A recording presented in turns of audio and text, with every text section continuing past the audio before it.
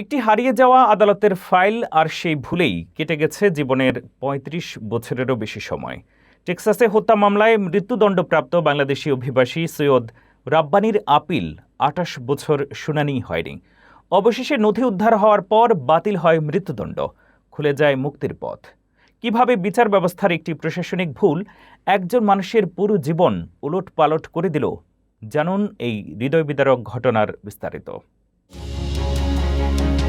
৩৫ বছর আগে মৃত্যুদণ্ড, তারপর আদালতের একটি হারিয়ে যাওয়া ফাইল, সেই ভুলের মাসুল দিতে জীবনের ৩ দশকের বেশি সময় কারাগারে কাটাতে হয়েছে বাংলাদেশি অভিবাসী সৈয়দ রাব্বানীকে। অবশেষে মুক্তির পথে তিনি।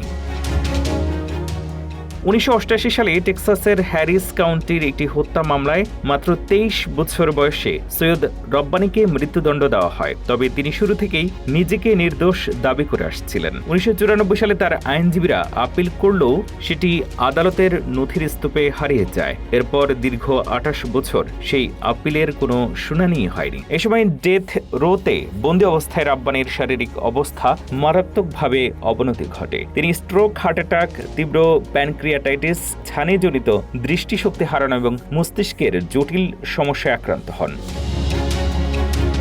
তার আইনজীবীরা আদালতকে জানান তিনি এখন প্রায় অচল অবস্থায় দিন কাটাচ্ছেন। ২০২২ সালে আদালতের হারিয়ে যাওয়া আপিলের নথি উদ্ধার হলে মামলাটি নতুন মোড় নেয়। এরপর ২০২৩ সালে টেক্সাস কোর্ট তার মৃত্যুদণ্ডের রায় বাতিল করে। একই বছরের নভেম্বরে প্রসিকিউটররা আর মৃত্যুদণ্ড না চাওয়ায় আদালত তাকে প্যারোলের সুযোগ সহ যাবজ্জীবন কারাদণ্ড দেয়। ফলে ৩৫ বছরের বেশি সময় কারাভোগের কারণে তিনি এখন প্যারোলের জন্য যোগ্য।